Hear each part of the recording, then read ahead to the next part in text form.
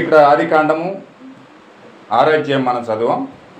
ఆదికాండం 6వ అధ్యాయంలో దేవుడు ఒక ప్రవక్తను ఎన్నుకున్నట్లుగా మనకు కనబడతా ఉంది. హల్లెలూయా. దేవుడు ఒక ప్రవక్తను ఎన్నుకున్నాడు. భూమి మీద సమస్తమును వెతికినప్పుడు మంచిది ఏది కూడా కనపడలేదండి ఆయనకి. దేవునికి భూమి అంతా కూడా చూశాడు, ప్రతిదీ కూడా చెడిపోయిందే కనపడింది తప్ప ఏది మంచిది కనపడలేదు. అప్పుడు దేవుడు వెతకగా ఒక వ్యక్తి అని కనిపించాడు. ఆయన పేరు నోవాహు అని. దేవుని మహిమగొల్లును గాక. ఇప్పుడు నోవాహు ఎప్పుడైతే ఆ వ్యక్తికి కనిపించాడో, నీతిమంతుడిగా కనిపించాడో, ఇప్పుడు దేవుని యొక్క ప్రణాళిక నోవాహుకు చెప్పడం మొదలుపెట్టాడు. ఆ దేవుని యొక్క ప్రణాళిక ఏమై ఉన్నదంటే ఖచ్చితంగా భూమిని పూర్తిగా విచ్ఛిన్నం చేయడం, భూమిని పూర్తిగా సమస్త జీవరాశులను మొదలుకొని సమస్త మనుషులను మొదలుకొని ప్రతిదిని కూడా పూర్తిగా దేవుడు డిస్ట్రాయ్ చేయడానికి దేవుడు నిర్ణయం తీసుకున్నాడు. హల్లెలూయా. దేవుడు పూర్తిగా నిర్మూలన చేద్దామనుకున్నాడు భూమి మీద. ఎందుకంటే ఆయనకి మంచిది ఏం కనపడతలే. పాపం పండిపోయింది, భయంకరంగా కార్యాలు జరుగుతూ ఉన్నాయి. అక్కడ స్వలింగ సంపర్కులు ఎక్కువైపోయారు. స్వలింగ సంపర్కులు అంటే మీకు తెలుసు, వాళ్ళు ఎవరంటే ఆడళ్ళు పెళ్లి చేసుకునే స్త్రీలు పెళ్లి చేసుకునే వ్యక్తులు వాళ్ళు, మగవాళ్ళు పెళ్లి చేసుకునే వ్యక్తులు వాళ్ళు. అక్కడ సొదొమైట్స్ ఎక్కువైపోయారు. ఆ కాలంలో మనం ఇక్కడ స్వలింగ సంపర్కులు అని పిలుస్తున్న వారిని ఆ కాలంలో బైబిల్లో పేరేం పెట్టారంటే వాళ్ళకి సొదొమైట్స్ అని పెట్టారు. సొదొమైట్స్ అంటే స్వలింగ సంపర్కులు, అంటే పురుషులు పెళ్లి చేసుకునేవారు, స్త్రీలు పెళ్లి చేసుకునేవారు. వారు దేవుని యొక్క చిత్తానికి, దేవుడు ఎలాంటి మార్పు చిత్తాన్ని దేవుడు భూమి మీద పెట్టాడంటే ఒక చిత్తాన్ని దేవుడి మీద పెట్టాడు. ఎలాగంటే ఒక మేల్కి ఒక ఫీమేల్ ఇచ్చాడు, అంటే ఒక పురుషుడికి ఒక స్త్రీ ఇచ్చాడు, ఒక క్రమం పెట్టాడు. ప్రతి జాతి తాను జాతిని ప్రత్యుత్పత్తి చేయమని దేవుడు చెప్పాడు. హల్లెలూయా. ఇప్పుడు ప్రతి జాతి కూడా తాను ప్రత్యుత్పత్తి చేయాలంటే ఇప్పుడు పురుషుడు స్త్రీల కలయిక ద్వారా మరి యొక్క జీవాన్ని భూమి మీద దేవుడు తీసుకొస్తా ఉన్నాడు. హల్లెలూయా. యేసుక్రీస్తు దేవుడు ఏం చెప్పాడంటే ఆదాముకి, మీరు ఫలించి అభివృద్ధి పొంది దేశాన్ని విస్తరింప చేయమని చెప్పాడు. ఇప్పుడు వాళ్ళు ఏం చేయాలంటే వారు ఆ యొక్క ఆత్మ ద్వారా పరిశుద్ధాత్మ కలిగిన కుమారులను భూమిని తీసుకురావాలి, విస్తరింప చేయాలి. అయితే ఇక్కడ సాతాను ఏం చేశాడంటే పూర్తి విరుద్ధంగా అక్కడ దేవుని సృష్టికి కార్యానికి విరుద్ధంగా చేయడానికి మొదలుపెట్టాడు. ఎలాంటి పనులు చేస్తూ ఉన్నాడంటే స్త్రీ పురుషులు పెళ్లి చేసుకోవడానికి బదులుగా స్త్రీలు పెళ్లి చేసుకునే కార్యం అక్కడ మొదలుపెట్టారు. పురుషులు పెళ్లి చేసుకునే కార్యక్రమం అక్కడ మొదలుపెట్టారు. సృష్టికి విరుద్ధమైన కార్యాలు మొదలుపెట్టారు అక్కడ. హల్లెలూయా. వారి యొక్క చెడుతనము ఎంత భయంకరంగా అయిపోయిందంటే స్వయంగా దేవుడే పశ్చాత్తాపడుతూ ఉన్నాడు, ఏడుస్తున్నాడు. దేవుడు నరులను సృజించినందుకు ఏం చేస్తున్నాడంటే, ఏమన్నా వింటున్నారా? 5వ వచనం చూడండి, 6వ అధ్యాయం 5వ వచనం. నరుల చెడుతనము భూమి మీద గొప్పదనియు వారి హృదయం యొక్క తలంపుల్లోని ఊహంతయు ఎల్లప్పుడూ కేవలం చెడ్డదనియు యెహోవా చూచి తాను భూమి మీద నరులను చేసినందుకు అసలు దేవుడు తను చేసిన విషయాల్లో ఎన్నడూ కూడా పశ్చాత్తాపడ్డాడు. అసలు ఆయన బాధపడడం కానీ, నొచ్చుకోవడం కానీ, పశ్చాత్తాపడడం కానీ అసలు దేవుని చేసిన కార్యాల్లో ఏది కూడా ఆయన జీవితంలో లేదు. కానీ ఇక్కడ ఆయన చేసిన మనుషుల కోసం ఆయనే పశ్చాత్తాపడుతున్నాడు. ఆయన చేసిన మనుషుల కోసం ఆయన ఏడుస్తున్నాడు ఇప్పుడు. ఎందుకంటే అంత భయంకరంగా, నీచంగా, దుర్మార్గంగా మనుషులు అక్కడ తయారైపోయారు. వారి స్వభావం మారిపోయింది, వారి యొక్క జీవితాలు మారిపోయినాయి. వారు భయంకరంగా దేవుని వాక్యానికి విరుద్ధంగా దేవుని యొక్క కార్యాలు చేస్తూ ఉన్నారు. దేవుని మహిమకొలును గాక. ఇక్కడ దేవుడు అంత భయంకరంగా ప్రపంచం మారిపోయినప్పుడు ఈ ప్రపంచానికి ఒకటే ఒక మార్గం. దేవుడు తీసుకున్న సొల్యూషన్ ఏంటంటే, దేవుడు తీసుకున్న ఆన్సర్ ఏంటంటే ప్రపంచాన్ని తుత్తునీలుగా మొత్తం డిస్ట్రాయిడ్ చేసి క్లీన్ చేసి ఆయన తీసుకున్న నిర్ణయం అది. దేవుడు ఆ విధమైన నిర్ణయం తీసుకుని ప్రపంచంలో వెతుకుతున్నాడు. ఎవరైనా నీతిమంతులు ఉన్నారా వారిని కాపాడడానికై దేవుడు ఒక ప్రణాళిక వేయడానికై దేవుడు భూమి అందంతటి కూడా ఆయన కన్నులు సంచారం చేస్తూ ఉన్నాయి. భూమి అందంతటా చూశాడు. ఎక్కడ చూసినా పాపమే కనబడుతుంది. పేకాట క్లబ్బులు, మందు కబ్బులు, భయంకరంగా వ్యభిచారాలు, భయంకరమైన వేశ్యగృహాలు, ఎక్కడ పడితే అక్కడ భయంకరమైన కార్యాలన్నీ కనబడతా ఉన్నాయి. ఎక్కడ కూడా ఒక మంచి అన్నది కనబడతలే. హల్లెలూయా. ఇప్పుడు భూమి మీద పరిస్థితి ఏ విధంగా ఉందో ఆ రోజు కంటే ఒక 100 రెట్లు ఎక్కువగా ఈరోజు భూమి మీద ఏ విధంగా కనబడుతూ ఉందో అలాగే ఆ కాలంలో కూడా ప్రపంచమంతా భయంకరంగా మారిపోయింది. ఎక్కడ పడితే అక్కడ బ్రాందీ షాపులు, సినిమా హాళ్ళు, భయంకరం క్లబ్బులు, భయంకరంగా వేశ్య గృహాలు, రెడ్ లైట్ ఏరియాలు, రకరకాలుగా భూమి అంతా కూడా బలత్కారంతో నిండిపోయిందండి. దేవునికి మహిమ కలుగును గాక. ఎక్కడ కూడా నెమ్మది లేదు, ఎక్కడ కూడా సమాధానం లేదు, ఎక్కడ కూడా విశ్రాంతి లేదు. అయితే దేవుడు ఒక వ్యక్తిని ఎన్నుకొని ఆ వ్యక్తి ద్వారా దేవుడు ఒక ప్రణాళిక రచిస్తున్నాడు. ఇప్పుడు ఎంతమందికి అర్థమవుతుందండి అన్నమాట? ఆయన ఒక ప్రణాళిక రచించి ఆయన ఎందుకు ఆ ప్రణాళిక రచిస్తున్నాడంటే, ఆయన ఎందుకు ఆ ప్రణాళిక తీసుకొస్తున్నాడంటే, దేవుని యొక్క ప్రవర్తన ఎందుకు వెతుకుతున్నాడంటే, ఆయన ఎన్నుకున్న విధానాన్ని దేనికి కోసం వెతుకుతున్నాడంటే, అక్కడ భూమి మీద కొంతమంది దేవుని కుమారులు కుమార్తెలు ఉన్నారు. ఆ భూమి మీద ఆ ప్రపంచంలో దేవుని యొక్క కుమారులు కుమార్తెలు దేవుని వాక్యాన్ని పట్టుకుని, దేవుని సత్యాన్ని పట్టుకుని, దేవుని యొక్క వాగ్దానం పట్టుకుని తిరుగుతూ వెతుకుతూ ఉండే ఒక ప్రజలు అక్కడ కనపడతా ఉన్నారు. ఇప్పుడు వారికి దేవుడు ఒక మార్గం తెరవాలి, వారికి దేవుడు ఒక మార్గాన్ని కట్టాలి, దేవుడు ఒక మార్గాన్ని పరలోకం వెళ్ళడానికి ఒక మార్గం వేయాలి వాళ్ళకి. ఎంతమందికి అర్థమవుతుందన్నమాట? ఇప్పుడు పరలోకం వెళ్ళడానికి దేవుడు ఒక మార్గాన్ని వేయాలి కాబట్టి దేవుడు ఆ మార్గము ఇవ్వడం కోసం ఒక ప్రవక్త కోసం వెతుకుతూ ఉన్నాడు. ఇప్పుడు ఆయన ఎప్పుడైతే వెతుకుతున్నాడో నోవహు అనే వ్యక్తి కనపడ్డాడు. నోవహు అనే వ్యక్తికి ఎప్పుడైతే కనపడ్డాడు, ఇప్పుడు నోవహు దగ్గరికి దేవుడు వెళ్తూ ఉన్నాడు. నోవహు, ప్రపంచమంతా వెతికినప్పుడు నువ్వు ఒక్కడవే నాకు నీతిమంతుడిగా కనిపించావు. ఇప్పుడు నీవు నీ కుటుంబం కొరకు నీ కొరకు ఓడని చేసుకో. ఎందుకంటే ఈ ప్రపంచాన్ని మొత్తం నేను నాశనం చేయబోతా ఉన్నాను. జలప్రలయంతో మొత్తం ముంచి నాశనం చేయబోతా ఉన్నాను. ఇప్పుడు ఈ జలప్రలయంతో డిస్ట్రాయ్ చేయబోతున్నాను కాబట్టి ఆ జలప్రలయంలో నుంచి కాపాడబడడానికి నీకు నీ కుటుంబానికి ఒక ఓడని చేసుకోమన్నాడు. హల్లెలూయా. ఇప్పుడు నోవహు ఎప్పుడైతే దూత వచ్చి మాట్లాడిందో, వాక్యాన్ని తెరిచిందో, అవునా ప్రభువా నీవు నన్ను ఎన్నుకున్నందుకు వందనాలు, నువ్వు నన్ను ఎన్నుకున్నందుకు స్తోత్రాలు అని చెప్పి ఆయన ఏం చేశాడంటే వాక్యమును కొరకు దేవుడు ఆ యొక్క ప్రజల కొరకు ఆ యొక్క కుటుంబం కొరకు వాడను చేసుకోవడానికి నోవహు సిద్ధపడ్డాడు. హల్లెలూయా. నోవహు సిద్ధపడిన తర్వాత ఇప్పుడు దేవుడు అడుగుతున్నాడు, నోవహుని అడుగుతున్నాడు దేవుడు, ఎలాంటి వాడ కడతావు? ఇప్పుడు ఎలాంటి వాడ కట్టాలి? నాకేం తెలియదు ప్రభువా, నేను నిమిత్తం మాత్రమే, సమస్తము నీవే ఎరిగినవాడు కనుక నీవే నాకు చెప్పన్నాడు. ఇప్పుడు చెప్పినమన్నాడు. ఇప్పుడు దేవుడు నోవహుకి వాడ ఏ విధంగా కట్టాలో చూపిస్తున్నాడు. దేవుని మహిమ కలుగునుగా. వాడ కట్టే విధానం చూపిస్తున్నాడు. ఇప్పుడు వాడ కట్టబడాలి. ఈ వాడ ఏ విధంగా కట్టమంటున్నాడంటే స్థితిసారక పురాణం తీసుకోమంటా ఉన్నాడు. ఏం చెట్టు అండి అది? స్థితిసారకపు పురాణం అండి. స్థితిసారకపు పురాణం అంటే మీకు ఏమన్నా ఐడియా ఉందా? ఎవరికైనా తెలుసండి స్థితిసారకపు పురాణం అంటే? స్థితిసారకపు పురాణం అంటే దూది చెట్టు అనమాట. దూది చెట్టు అంటే ఇంత పొడుగు కాయలు కాస్తాయి. ఆ కాయల్లో దూది వస్తుందండి, దూది ఉంటుంది. దాన్ని స్థితిసారక పురాణం అంటారు. పత్తి చెట్లు కూడా అంటారు. పత్తి చెట్లు పొట్టుగా ఉంటాయి. అవి స్థితిసారక పురాణం చెట్లు అయితే పొడుగ్గా ఉంటాయండి. అవి పొడుగ్గా ఉంటాయి, చాలా పచ్చగా ఉంటాయి అన్నమాట ఆ చెట్లు. ఇప్పుడు ఆ చెట్టుని తీసుకోమన్నాడు దేవుడు. కనీసం ఆ చెట్టు ఏం చేస్తా తెలుసండి? పొయ్యిలో పెట్టడానికి కూడా పనికిరాదు. ఆ చెట్టు పొయ్యిలో పెట్టడానికి కూడా పనికిరాదండి. ఒకవేళ పొయ్యిలో పెట్టారంటే ఎండిపోయిన తర్వాత పొగొచ్చేస్తుంది అది. హల్లెలూయా. అది మధ్యలో నుంచి అలా చీరారంటే దాని నిండా చిల్లులే. ఓడను మొత్తం కర్ర అంతా కూడా చిల్లులు ఉంటుంది మొత్తం చెట్టు అంతా కూడా. ఆ చెట్టుని తీసుకోమన్నాడు దేవుడు. ఎప్పుడైతే నోవహు స్థితిసారక పురాణం చెట్టు తీసుకోమని చెప్పాడో ఇప్పుడు ఆ చెట్టు నోవహుకే ఆశ్చర్యం అనిపించింది. ఎవరైనా ఓడ టేకు చెక్కతోనో లేకపోతే వేప చెక్కతోనో లేకపోతే తుమ్మ చెక్కతోనో లేకపోతే మంచి ఆ యొక్క నాణ్యమైన చెక్క తీసుకొని ఓడ కడతారు. కానీ దేవుడు ఏం చెప్పాడంటే నోవహుకి స్థితిసారక పురాణం తీసుకోమన్నాడు, దూది చెట్టు తీసుకోమన్నాడు.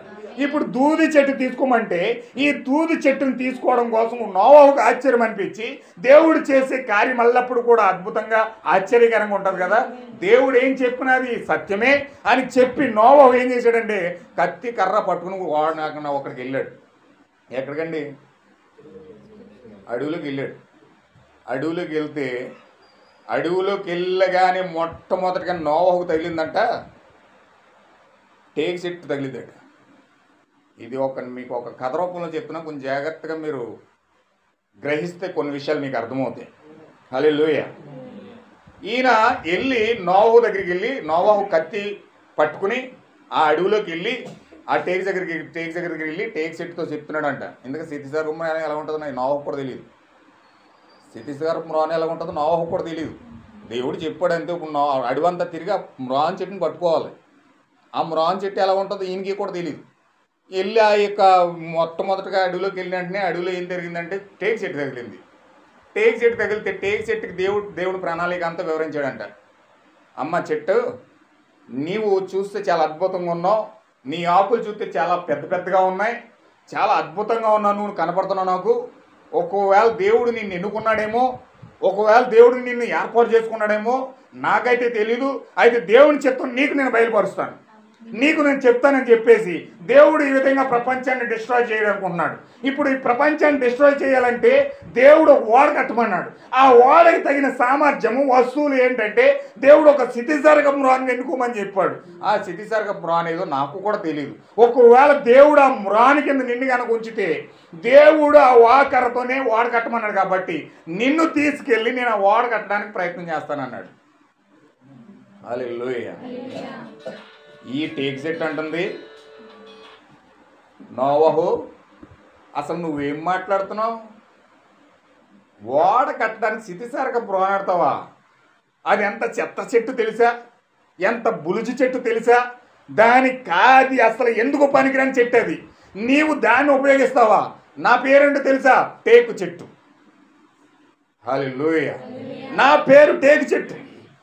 ఏ ఇల్లు కట్టినా ఫస్ట్ దార్బంధంగా నన్నే వాడతారు.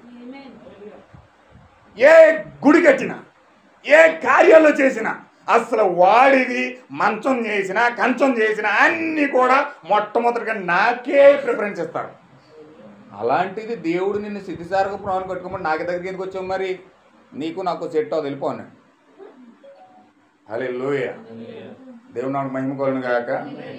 ఎంతమందికి అర్థమవుతుందండి? టేకు చెట్టు అలా గర్వించుకొని చెప్పేటప్పటికి నోవాహు గారికి అర్థమైంది ఇది దేవుడు ఏర్పాటు చేసుకున్న చెట్టు కాదు. ఆ గర్వాన్ని చూశాడు, ఆ అహంకారాన్ని చూశాడు, ఆ తలబిరుసుతనాన్ని చూశాడు. అబ్బో, ఇది దేవుడు ఎన్నుకున్న చెట్టు కాదు.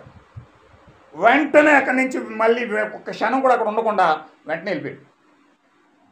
అలా కొంత దూరం అక్కడికి వెళ్ళిన తర్వాత ఒక చెట్టు తగిలింది. దాన్ని మద్ది చెట్టు అంటారు, మద్దికర్ర. టేకు తర్వాత కొంచెం మేలిగా ఉండే చెట్టు ఏంటంటే మద్ది చెట్టు. ఆ మద్ది చెట్టు దగ్గరికి వెళ్ళి నోవాహు గారు వెళ్ళి ఆ మద్ది చెట్టుకి మొత్తం దేవుని ప్రణాళిక అంతా వివరించాడు. ఆ మద్ది చెట్టు అంటుంది, టేకు చెట్టును వదిలిపెట్టారంటే దాని నెక్స్ట్ స్థానం నాదే, సెకండ్ ప్లేస్ నాది. అలాంటిది నన్ను వదిలేసి నిన్న స్థితిసారక బ్రాన్ని కొట్టుకోమన్నాడు దేవుడు. నువ్వు దేవుని దగ్గర నుంచి వచ్చినోడు కాదు, నువ్వు దెయ్యాన్ని. అదో బాగున్నది. హల్లెలూయా. అలాగే ఎప్పుడైతే చెప్పిందో వెంటనే అది నోవాహుకు అర్థమైంది. వెంటనే దాని దగ్గర పక్క వెళ్ళిపోయాడు.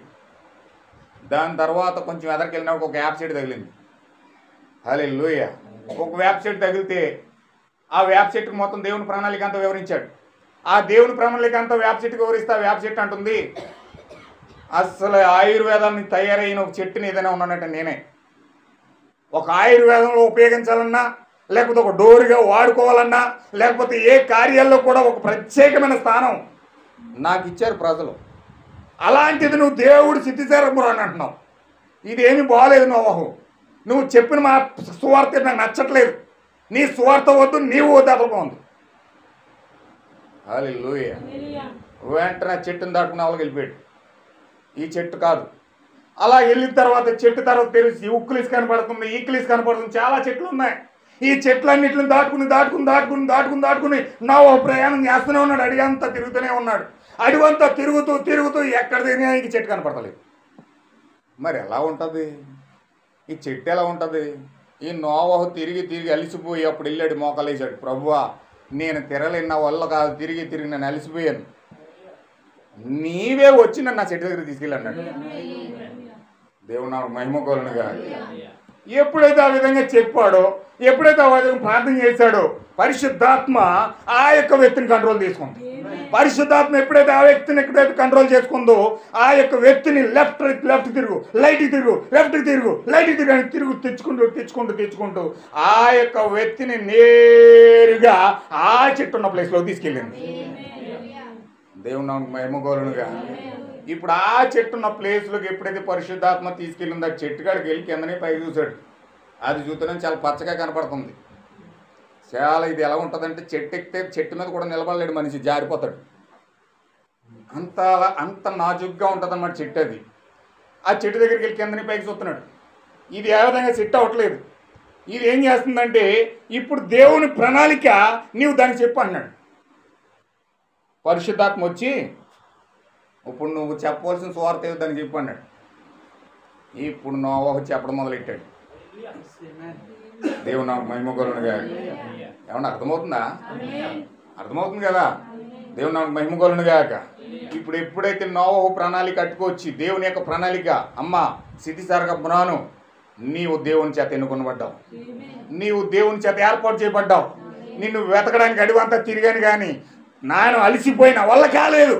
నేను ఎక్కడ తిరిగి చట్టిలు పడ్డానప్పుడు, దేవుడిని ప్రార్థించినప్పుడు దేవుడే నేరుగా నీ యొద్దకు నడిపించాడు ఆయన. దేవుడు నాకు మహిమ కలుగునుగా. ఇప్పుడు దేవుడిని ఏర్పాటు చేసుకున్నాడు కాబట్టి, దేవుడిని ఎన్నుకున్నాడు కాబట్టి, ఇప్పుడు నీ ప్రణాళిక ఏమిటంటే, దేవుడి ప్రపంచాన్ని డిస్ట్రాయ్ చేయబోతా ఉన్నాడు. దేవుడి ప్రపంచాన్ని నాశనం చేయబోతా ఉన్నాడు. దేవుడి ప్రపంచాన్ని జలప్రలయంతో పూర్తిగా తుడిచేపోతా ఉన్నాడు. ఎందుకంటే పాపం పండిపోయింది, భయంకరంగా ఆకాశాన్ని పాపం అంటేసింది. ఇప్పుడు ఈ పాపాన్ని అంతా కడగాలంటే పూర్తిగా నీరుతో ఈ ప్రపంచంతా తుడిచేయాలి. దేవుడు వేసిన ప్రణాళిక. దేవుడు వేసిన ప్రణాళికలో ఇప్పుడు నీవు వచ్చి నీవు ఓడగా మారితేనే కానీ దేవుని యొక్క ఓడగా నువ్వు మారితేనే కానీ ఈ ప్రపంచంలో నుంచి మేము రక్షించబడలేము. ఇప్పుడు మమ్మల్ని రక్షించేది ఎవరు తెలుసా? నీవే. దేవుని నాకు మహిమ కలుగునుగా. ఒక ప్రవక్త వచ్చి సిద్ధిసారక మ్రాన్ దగ్గర ప్రాధేయపడుతున్నాడు. ఇప్పుడు ఎవరు వింటున్నారా? ఒక ప్రవక్త వచ్చి ఒక మ్రాను దగ్గర ప్రాధేయపడుతున్నాడు. మమ్మల్ని నీటి మీద పైకి తేలజేసేది ఎవరో తెలుసా? ఈ నీటిలో నుంచి, ఈ జల ప్రళయంలో నుంచి మమ్మల్ని రక్షించేది ఎవరో తెలుసా? నీవే. దేవుడు నిన్ను ఎన్నుకున్నాడు, దేవుడు నిన్ను ఏర్పాటు చేసుకున్నాడు. ఇప్పుడు దేవుడు నిన్ను ఏర్పాటు చేసుకున్నాడు కాబట్టి నిన్ను నరికి నేను ఒక ఓడగా చేయబోతా ఉన్నాను. ఎప్పుడైతే నోవహు సువార్త చేయడం మొదలు పెట్టాడో, సిద్ధిసారక మ్రాన్కి ఏడుపు ఆడట్లేదు. ఇదేంటి నోవహు, నువ్వు కరెక్ట్గానే కన్ఫర్మ్ చేసుకున్నావా? అసలు నేను గనక నీటిలో పడితే మొట్టమొదటి అట్టడుగు స్థానానికి వెళ్ళిపోయింది నేనే. సిద్ధిసారక మ్రాన్ అంటే మొక్క కనుక నరికి నీటిలో ఎత్తే అట్టడుగు బాగానే వెళ్ళిపోద్ది అంటే, ఎందుకంటే నీళ్ళు పీల్చేద్ది. అది నీళ్ళు పీల్చేసి కిందకంటే వెళ్ళిపోద్ది. పిక్చర్లో మాట్లాడుతున్నావు నోవహు, నువ్వేదో తేడాగా మాట్లాడుతున్నావు. వాడు ఎవరైనా కడితే టేక్ చెట్టో, యాప్ చెట్టో, మధ్య చెట్టో ఏదో కర్ర వాడుకుంటావు, కానీ నన్ను ఎవరు వాడుకోరు. కనీసం పొయ్యిలో పెట్టడానికి కూడా పనికిరాను. నిరుపయోగమైన పాత్రని అస్సలు నా వల్ల ఏమి కాదు. నన్ను కనీసం పట్టించుకునే నాదుడే లేడు. ఎందుకు పనికిరాని పాత్ర నేను. అసలు నన్ను ఉపయోగించుకునే నలుడే లేడు. ఏ మనిషికి కానీ దేనికి కానీ ఉపయోగం లేని నిరుపయోగమైన పాత్ర నేను. హల్లెలూయా. ఇలాంటి వ్యక్తిని తీసుకొని, ఇలాంటి చెట్టుని తీసుకొని నీవు వాడకడతానంటావేటి? సరిగ్గా కన్ఫర్మ్ చేసుకో దేవుడి దగ్గర. హల్లెలూయా. ఎప్పుడైతే అలా చెప్తున్నాడో, లేదు సిద్ధిసారక మ్రాను, దేవుడు నిన్నే ఎన్నుకున్నాడు, దేవుడు నిన్నే ఏర్పాటు చేసుకున్నాడు, దేవుడు నీకే కృపనిచ్చాడు. నాకేం తెలీదు, దేవుడిని ఎదుకు రమ్మని నేను వచ్చానంతే. హల్లెలూయా. ఒకవేళ అది దేవుని ప్రణాళిక అయితే, దేవుడు నన్ను ఎన్నుకున్నట్లయితే, నేను ఎందుకు పనికిరాని నిరుపయోగమైన పాత్రగా ఇక్కడ పడి ఉన్నప్పుడు ఒకవేళ దేవుడే కనుక నన్ను ఎన్నుకుంటే, దేవుడే కనుక నేను ఏర్పాటు చేసుకుంటే, నీ ఇష్టం వచ్చినట్టు నన్ను చేసుకొని చెప్పేసి 2 చేతులు ఎత్తేసింది. హల్లెలూయా. టేక్ సెట్ సమాధానం చూస్తే ఒకలాగా ఉంది, యాప్ సెట్ సమాధానం చూస్తే ఒకలాగా ఉంది, తుమ్మ సెట్ సమాధానం చూస్తే ఒకలాగా ఉంది, మధ్య సెట్ సమాధానం చూస్తే ఒకలాగా ఉంది. కానీ ఈ యొక్క స్థితిసారకపు మ్రాను యొక్క చెట్టు చూస్తే పశ్చాత్తాపడుతుంది, ఏడుస్తుంది. దానికి ఆనందానికి అంతు లేదు. గడ్డి పరక కూడా ఉపయోగపడ నన్ను ఎన్నుకొని ఏ విధంగా దేవుడు వాడకట్టమంటాడు, ఏ విధంగా దేవుడు నన్ను ఉపయోగించుకోమంటున్నాడు, ఇది సరైన కార్యమేనా? అంత పెద్ద కృప చూపిన వ్యక్తికి, అంత పెద్ద ప్రేమ చూపిన వ్యక్తికి ఎందుకు పనికిరాని నన్ను ఎన్నుకొని వాడక ఉపయోగించుకుంటున్నాడంటే నేను ఆయనకు ఏ విధంగా రుణపడి ఉండగలను? దేవుడు నాకు మహిమ కలుగునుగా.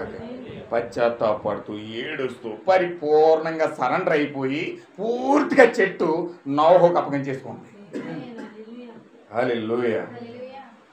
నువ్వు అప్పగించుకున్నావు కాబట్టి నేను ఇంకొక మర్మం చెప్తాను నీకు, జాగ్రత్తగా విను.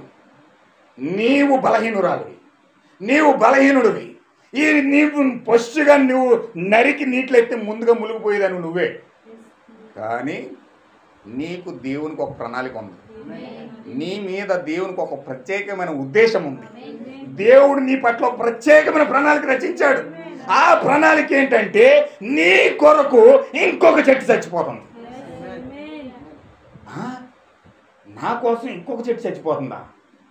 నేనే కదా చచ్చిపోతున్నాను. అసలు నా కోసం ఇంకొక చెట్టు చచ్చిపోదామండి? నా కోసం ఇంకో చెట్టు చచ్చిపోతే అది ఎలా సాధ్యం? అదే మరి అక్కడే ఉంది టిస్టు. దేవుడు ప్రణాళిక అది. దేవుని యొక్క ప్రణాళిక నీ కొరకు ఎంత ప్రణాళిక కలిగి ఉన్నాడో నీకు చెప్తాను, విను. హల్లెలూయా. చెప్పండి చెప్పండి, నాకు చాలా ఆతృతగా ఉంది. నీ వాక్యం చాలా ఇంట్రెస్ట్గా ఉంది. నీ యొక్క వాక్యం ఏంటంటే నాకు ఇంకా ఆసక్తి పెరుగుతుంది. చెప్పు, త్వరగా చెప్పు, త్వరగా చెప్పండి. హల్లెలూయా. ఇప్పుడు నోవహు చెప్తున్నాడు, నీ కోసం దేవుడు ఏం చేశాడంటే, అక్కడ చదువుతారా?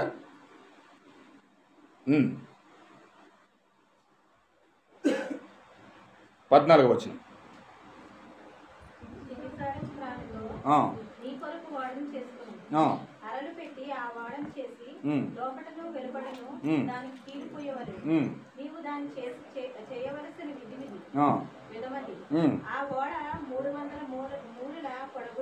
లోపల వెలుపట ఏం పూయాలండి? ఇప్పుడు నీకు ఒక కీలు వస్తుంది. నీకు లోపల బయట కూడా ఒక కీలు వస్తుంది. ఆ కీలు ఎవరంటే, ఒక రోజు నుంచి చెట్టు ఉంది, ఆ చెట్టును కోసి దాంట్లో నుంచి కీలు వస్తుంది. ఆ కీలు ఇప్పుడు నీకు పూయాలి. నీకు ఒక చాలా ప్రత్యేకమైన శ్రద్ధ దేవుడికి ఉంది. నిన్ను ఏం చేస్తానంటే ఫస్ట్ ఒకటి నరికేస్తాను. నరికిన తర్వాత నీలో ఉన్న పసరంతా పిండేయాలి. ఇంచుమించు నిన్ను 7 రోజులు ఎండబెట్టాలి. 7 రోజులు ఎండబెట్టిన తర్వాత నీలో పసరంతా ఎండిపోతుంది. హల్లెలూయా. నీలో ఉన్న పసరంతా ఎండిపోయిన ఒక మొక్కగా మారుతున్నావు. ఇప్పుడు ఎండిపోయిన ఆ యొక్క చెట్టుకి ఇప్పుడు రోజులేని కీలట్టుకొచ్చి నిన్ను లోపల బయట పోస్తాను. లోపల బయట నిన్ను పూసిన తర్వాత ఇప్పుడు వాసం మీకు వేసినా సరే అది దిగదు. అంత స్ట్రాంగ్గా నువ్వు అవ్వబోతా ఉన్నావు. నువ్వు ఎందుకు పనికిరాని అనుకున్నావు, దేనికి ఉపయోగపడిన అనుకున్నావు, కానీ ప్రభువే నిన్ను ఒక బలమైన ఆయుధముగా, జలప్రలయాన్ని తట్టుకునే ఒక ఉపయోగకరమైన పాత్రగా దేవుడు నిన్ను చేయబోతా ఉన్నాడు. దేవుడు నాకు మహిమ కలుగునుగా. ఆహా, అలాంటి సువార్త అంటే ఈ స్థితిసారకపు మ్రాను ఎలా ఉన్నదంటే, ఎప్పుడు వెళ్ళి నన్ను తీసుకెళ్ళి వాడని చేసేస్తాడు ఈ నోవహు చెప్పి ఎదురు చూస్తూ ఉన్నట. దేవుడు నాకు మహిమ కలుగునుగా. ఇప్పుడు ఖచ్చితంగా ఆ స్థితిసారకపు మ్రాను ఎవరో కాదు, కానీ ఖచ్చితంగా దేవుని చేత ఎన్నుకోబడిన ఒక పాపి ఉన్నాడు. దేవుడు నాకు మహిమ కలుగునుగా. ఒక పాపి, ఒక భయంకరమైన జన్మతో పాపంతో పుట్టి భయంకరమైన పాపములు చేసి పాపముల చేత అపరాధముల చేత చచ్చిన వాళ్ళుగా భూమి మీద నిరుపయోగముగా తిరుగుతూ ఉన్నప్పుడు భయంకరమైన సిద్ధాంతాలు గుండా, భయంకరమైన పాపాలు గుండా, వేశ్య గృహాలంట, తాగుబోతులు గుండా, ఆ బ్రాందీ షాపుల దగ్గర భయంకరంగా వెచ్చలవిడిగా తిరుగుతూ, ఆ కోడిపందాల చుట్టూ తిరుగుతూ, ఆ పేకాట్లు ఆడుతూ, భయంకరంగా సినిమాల చుట్టూ తిరుగుతూ, భయంకర క్లబ్బుల చుట్టూ తిరుగుతూ, ఎంతో భయంకరంగా తిరిగిన ఈ వ్యక్తి కనీసం భార్య గెంటేసింది, పిల్లలు గెంటేశారు, తల్లిదండ్రులు గెంటేశారు, అందరూ గెంటేసి ఒక అనాథులుగా, అనామకుడిగా రోడ్డు మీద తిరుగుతున్న ఈ వ్యక్తికి హల్లెలూయా ఇప్పుడు దేవుడు నోవాహును పంపించి నోవాహు ద్వారా ఒక సువార్త ద్వారా ఇతనికి సువార్త వినిపించబడతా ఉంది. బైబిల్ చదివిన ఆ శివుని చీసి చదివేసిన బైబిల్ పండితుల దగ్గర తీసుకెళ్తే అది అంత మాకు తెలిసిలే, నువ్వేం చెప్పాలని మాకు అంటారు. హల్లెలూయా మొత్తం నేను ఆ శివ నుంచి చివరి చదివేశాను. ఫుల్ స్టాప్ ఎక్కడ ఉందో, కామ ఎక్కడ ఉందో ప్రతిదీ నాకు తెలుసు. హల్లెలూయా సమస్తం చదివేశాను. నువ్వు నాకు చెప్పేది ఏంటి, నువ్వు నాకు నేర్పించేది ఏంటి అంటాడు అతను. ఒక బిషప్ దగ్గరికి వెళ్తే, ఒక బైబిల్ కాలేజీ జ్ఞానం తెలిసిన వ్యక్తి దగ్గరికి వెళ్తే క్వశ్చన్లు వేస్తాడు. యేసుక్రీస్తు శిలువలో ఎందుకు అరిచాడో తెలుసా? హల్లెలూయా రకరకాల వింతైన ప్రశ్నలతో వాళ్ళు వస్తారు. అలాంటి వాళ్ళ దగ్గరికి నోవాహు వెళ్ళాడు, బయటకు వచ్చేసాడు. ఇలాంటి వాళ్ళ దగ్గరికి నోవాహు వెళ్ళాడు, బయటకు వచ్చేసాడు. హల్లెలూయా ఇప్పుడు బైబిల్ జ్ఞానం తెలిసిన వాళ్ళకో, లేకపోతే బైబిల్ యొక్క కామాల ఫుల్ స్టాపులు తెలిసిన వాళ్ళకో, ఆ చివరి నుంచి చివరికి అప్పచెప్పేసిన వాళ్ళకో దేవుడు వాక్యాన్ని నేర్పించాలనుకోవట్లేదు. కానీ దేవుడు ఎలాంటి వారికి వాక్యం నేర్పించాలనుకుంటున్నాడంటే, తనను తాను తగ్గించుకొని పసిబాలుడిగా మారి, ప్రభువా నీ పరిశుద్ధాత్మ నాకు కావాలి, ప్రభువా నీ జీవం నాకు కావాలి, ప్రభువా నీ రక్తం నాకు కావాలి అని బ్రతిమాలుకుని గోజాడి దేవుని ముందు పశ్చాత్తాపడే వారికి దేవుడు పరిశుద్ధాత్మ ఇవ్వాలనుకుంటా ఉన్నాడు. దేవుడు నాకు మహిమ కలుగునుగా.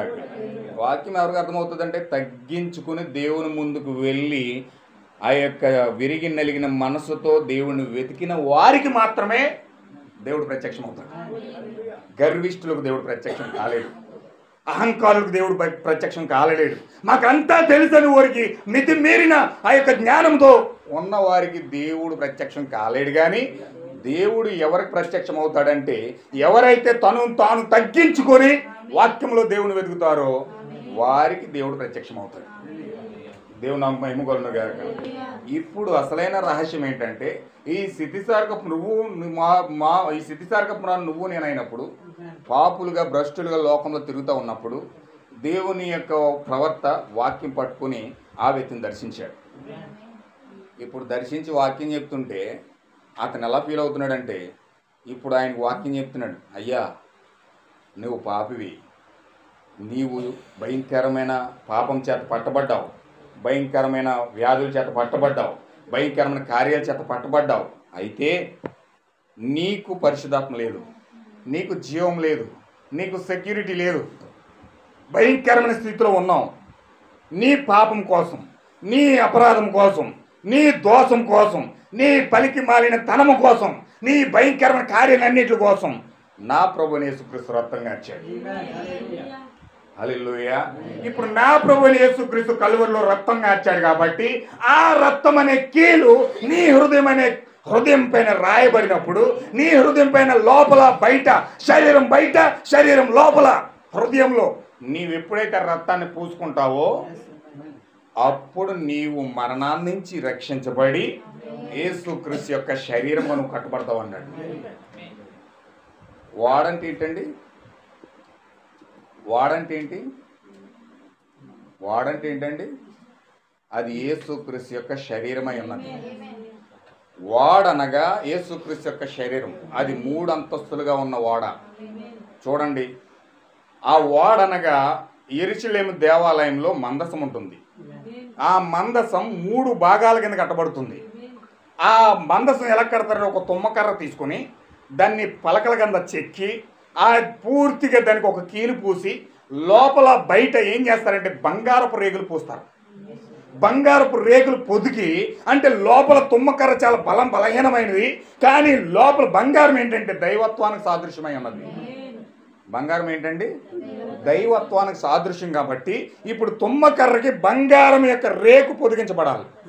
అంటే లోపల బయట దైవత్వం రావాలి, లోపల బయట పరిశుద్ధాత్మ రావాలి. అందుకే యేసుక్రీస్తు అన్నాడు, నన్ను చంపండి ఈ దేవాలయాన్ని పడగొట్టండి, నేను 3 రోజుల్లో లేపేస్తాను అన్నాడు. హల్లెలూయా. ఏ దేవాలయం కోసం మాట్లాడుతున్నాడు? అక్కడ ఉన్న శాస్త్రులు, సదుకేలు, హెరోదీలు, పరిసయ్యులు అందరూ అనుకున్నారు, ఏంటిది సొలొమోను మహారాజు 39 సంవత్సరాలు కష్టపడి కట్టాడు. ఎంతో శ్రమించి ఎంతో మంది కష్టపడితే 39 సంవత్సరాల తర్వాత ఈ మందిరం కట్టబడింది. అలాంటి మందిరం పడగొట్టేస్తాను 3 రోజులు కట్టేస్తావా? ఏం మాట్లాడుతున్నావు అసలు నువ్వు అని యేసుక్రీస్తుని ఎటకారం చేశారు, అపహాస్యం చేశారు. కానీ యేసుక్రీస్తు మాట్లాడేది భౌతిక సంబంధమైన దేవాలయం కోసం కాదు. ఆయన మాట్లాడేది దీనికోసం, ఆత్మ సంబంధమైన ఓడ కోసం, ఆత్మ సంబంధమైన మందసం కోసం, ఆత్మ సంబంధమైన దేవాలయం కోసం. హల్లెలూయా. అందుకే మనకు 3 భాగాలు పెట్టాడు, ప్రాణము, ఆత్మ, శరీరం. 3 భాగాలు ఉన్నాయి. ఇది 3 భాగాలతో కూడిన ఓడ. ఇప్పుడు ఈ ఓడను కట్టాలంటే ఖచ్చితంగా నీవు ఒక ఓడగా, ఆత్మ సంబంధమైన ఓడగా కట్టబడాలంటే లోపల బయట పరిశుద్ధాత్మ రావాలి. ఇప్పుడు లోపల బయట పరిశుద్ధాత్మ అందరికీ వచ్చేద్దా? దేవుడు పరిశుద్ధాత్మను ఇవ్వడానికే విమోచన ప్రణాళిక అంతా రచించాడు. ఎంతమందికి అర్థమవుతుందన్నమాట? విమోచన ప్రణాళిక అంతయు రచించింది ఎందుకంటే పరిశుద్ధాత్మను ఇవ్వడానికి, పరిశుద్ధాత్మ ద్వారా దేవుని కుమారుని ప్రత్యక్షపరచడానికి. దేవుని కుమారులు ఎప్పుడైతే ప్రత్యక్షం అవుతారో ఈ సృష్టి అంతా కూడా విమోచించబడుతుంది. హల్లెలూయా. ఇప్పుడు విమోచించడానికి దేవుడు ఒక ప్రణాళిక గీశాడు కాబట్టి విమోచించాలంటే లోపల బయట కీలు పూయబడాలి. ఇప్పుడు కీలంటే ఏంటండి? అది కీలంటే ఏంటి? యేసుక్రీస్తు యొక్క రక్తమై ఉన్నది. అంటే యేసుక్రీస్తు నీవు నన్ను బ్రతికించాలంటే, పాపంలో నుంచి పైకి లేపాలంటే కల్వరి శిలువలో రక్తం కార్చి ఆ రక్తం నీ దగ్గరికి నా దగ్గరికి పట్టుకురావాలి. హల్లెలూయా. దేవుడు అందుకే మొదటి రాకల్లో ఒక ప్రణాళిక వేసి ఆ రక్తం కార్చడానికి ఒక కన్యక గర్భంలోనికి దిగివచ్చి ఒక మానవ శరీరిగా ఆయన దిగొచ్చి రక్తం కార్చి ప్రాణం పెట్టి ఆ కీలును ఇప్పుడు మన దగ్గరికి తీసుకురావడం దేవుడు ప్రణాళిక రచించాడు. ఇప్పుడు ఆ కీలు లోపల బయట చూడండి. మోషే ఉన్నాడు, మరణాన్ని తప్పించుకోవాలంటే దూర బంధాల మీద ఏం రాయమన్నాడు? రక్తం రాయమన్నాడు. ఎందుకు రక్తం రాయమన్నాడు? ఆ ఐగుప్తులకు చాలా ఎటకారంగా ఉంది. అది ఏంటి బంగారు లాంటి పాలిష్ డోర్ల మీద గొర్రెపిల్ల కోసి రక్తమంతా రాసేస్తున్నారు. బుద్ధి ఉంది అసలుకి? మంచి మంచి డోర్లు, పాలిష్ డోర్లు, చాలా అద్భుతమైన వాల్యుబుల్ డోర్లు అవి. అలాంటి డోర్లకి గొర్రెపిల్లని కోసి రక్తమంతా రాసేస్తున్నారు. వీళ్ళకి పిచ్చి పట్టేసింది. వీళ్ళకి అనుకున్నారు ఐగుప్తులకి ఎప్పుడు తెలిసిందంటే ఆ యొక్క మరణదూత వచ్చి ఐగుప్తుల ఇంట్లోకి వెళ్ళి పిల్లల్ని చంపేస్తుంటే అప్పుడు అర్థమైందన్నమాట రక్తం విలువ. దేవుని మహిమ కలుగునుగా. చాలామంది నిజమైన వాక్యాన్ని చాలా అపహాస్యంగా తీస్తారు, చాలా వ్యంగ్యంగా చేస్తారు, చాలా రకరకాలుగా వెటకారం చేస్తారు, చాలా వెటకారంగా మాట్లాడతారు. ఒక వ్యక్తి అన్నాడు, పెద్ద మొన్న బ్రాహ్మణుడు ఒక వ్యక్తి అని ఏమన్నాడంటే 3 మేకులు పీక్కులు ఎన్నాడు ఆడేం దేవుడు అన్నాడు. అంటే 3 మేకులు పీక్కోవడం అంటే ఏంటో అతనికి అర్థం కాల. అతనికి అర్థం కాక అంత మాట మాట్లాడాడు. కానీ ఆ 3 మేకుల్లో ఏముంది అతనికి అర్థం కాలే.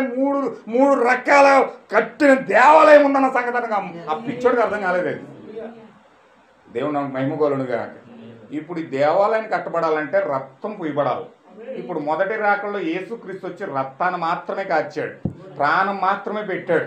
ఇప్పుడు ప్రాణం పెట్టి ఆ రక్తాన్ని దేవుడు ఏం చేయాలంటే చెట్టు అంతా కోసేసి పూర్తిగా ఎండబెట్టేసి ఎన్ని రోజులు ఎండబెట్టాలంటే 7 రోజులు ఎండబెట్టాలి. అది హల్లెలూయా. 7 రోజులు ఎండబెట్టిన తర్వాత ఆ కీలట్టుకొచ్చి చెట్టుకు పూయాలి. ఎప్పుడు పూయాలండి? ఎప్పుడు పూయాలి? బాగా అలిసిపోయారు పాపం. నేనేమో వాక్యం చెప్పేస్తున్నాను మీకు. దేవుడు నాకు మహిమ కలుగునుగా.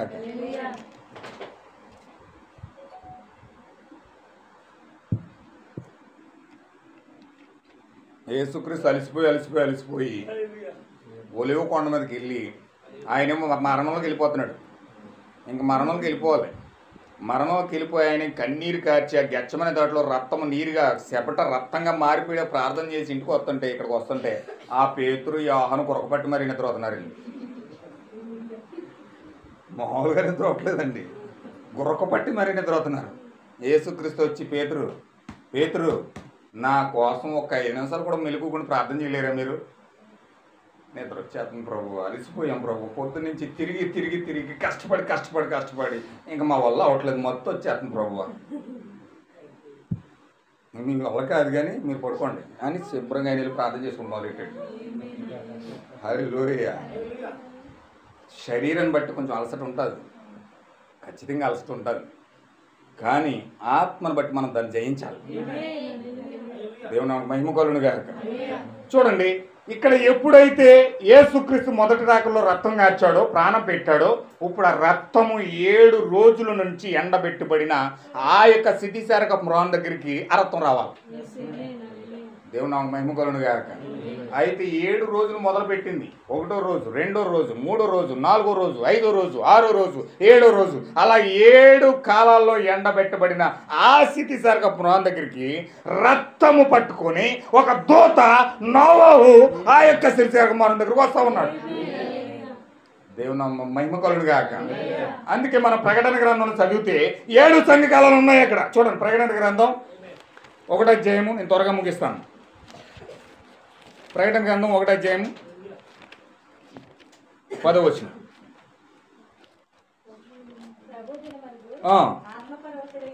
ఆత్మ పరవశుడని ఉండగా బోర ధ్వని వంటి గొప్ప స్వరం నీవు చూచుకున్నది. లెక్క పెట్టండి, అక్కడ ఎన్ని సంఘకాలాలు ఉన్నాయో లెక్క పెట్టండి. ఎఫెసు 1, స్వర్ణ 2, పెర్గమ 3, తుయతైరియా 4, సార్దిస్ 5, ఫిలడెల్ఫియా 6, లవోదికియా 7 సంఘకాలాలకి దేవుడు పంపుతున్న లేఖలు ఇవి. ఎందుకు 7 సంఘకాలాలకు పంపిస్తా ఉన్నాడంటే, ఇక్కడ 7 సంఘకాలాలకి 7 దూతలు ఉన్నారు. ఆ 7 దూతలు కూడా ఒక్కొక్క సంఘకాలానికి తన యొక్క వర్తమానాన్ని, తన యొక్క రక్తాన్ని మోసుకొస్తా ఉన్నారు. దేవుని మహిమ కలుగును గాక. ఇప్పుడు రక్తాన్ని మోసుకుంటూ ఆ ఎఫెసు సంఘకాలను పౌలు వచ్చి ఆ యొక్క సంఘంలో ఉన్న ప్రజలకు రక్తం ఇచ్చాడు. దేవుని మహిమ కలుగును గాక. వింటున్నారా? ఎఫెసు సంఘకాలను పౌలు గారు వచ్చి ఆ సంఘకాలను రక్తం ఇచ్చేసాడు. 2వ సంఘకాలం స్వర్ణ సంఘకాలను గైరీనిస్ వచ్చి ఆ సంఘకాలను రక్తం ఇచ్చేసాడు. 3వ సంఘకాలను మార్టిన్ వచ్చి ఆ సంఘకాలను రక్తం ఇచ్చేసాడు. 4వ సంఘకాలం కొలంబో వచ్చి ఆ సంఘానికి రక్తం ఇచ్చేశాడు. 5వ సంఘకాలానికి మార్టిన్ లూథర్ కింగ్ వచ్చి ఆ సంఘకాలకు రక్తం ఇచ్చాడు. 6వ సంఘకాలం జాన్ వెస్లీ వచ్చి ఆ సంఘానికి రక్తం ఇచ్చాడు. ఇప్పుడు 7వ సంఘకాలానికి విలియం మ్యారియన్ బ్రనామ్ వచ్చి ఆ సంఘకాలకు రక్తం ఇస్తా ఉన్నాడు. దేవుని మహిమ కలుగును గాక. ఇప్పుడు 7 సంఘకాలాలు గుండా ఎండబట్టిన ఆ స్థితిశారక మ్రానుపై కీలు పూయబడాలి. ఎప్పుడైతే కీలు పూయబడుతుందో, ఎప్పుడైతే రక్తం పూయబడుతుందో, ఏంటా కీలు? ప్రకటన గ్రంథం 5వ అధ్యాయం మొదటి నుంచి చదవండి.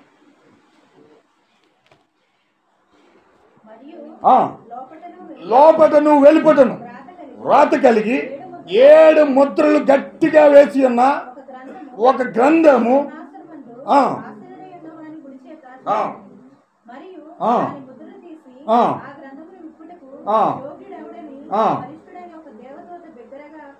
దేవుని నామమునకు మహిమ కలుగును గాక.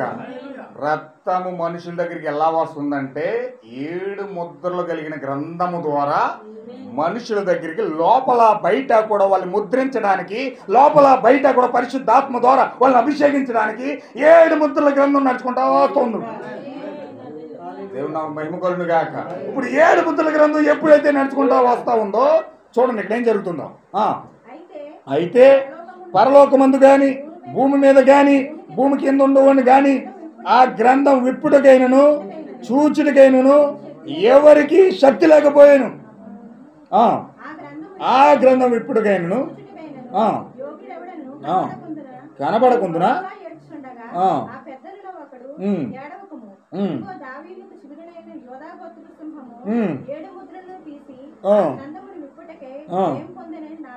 చెప్పాను.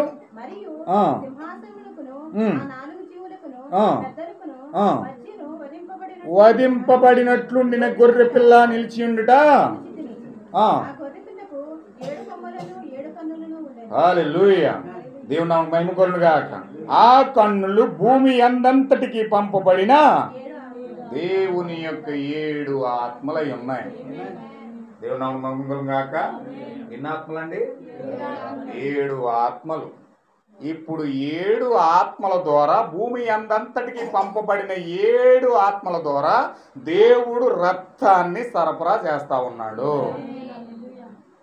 కానీ ప్రపంచం దెయ్యం ఏ విధంగా ప్రపంచాన్ని మోసం చేస్తుందంటే ఆ సిలువ దగ్గర కూర్చొని పెట్టేసిన ప్రజలందరినీ సిలువే నాకు శరణం అంటున్నారు తప్ప ఆ సిలువలో నుంచి ఇచ్చిన రక్తం ఏమైపోయిందో వీళ్ళకి తెలియట్లేదు.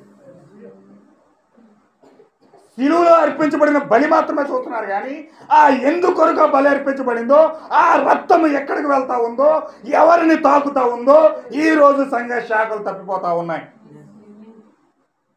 దేవుని నామం మహిమ కలుగును గాక. ఆ రక్తము సిలువతోనే ఆగిపోలేదు, ఆ రక్తము సిలువలోనే కాచిపడివేయలేదు.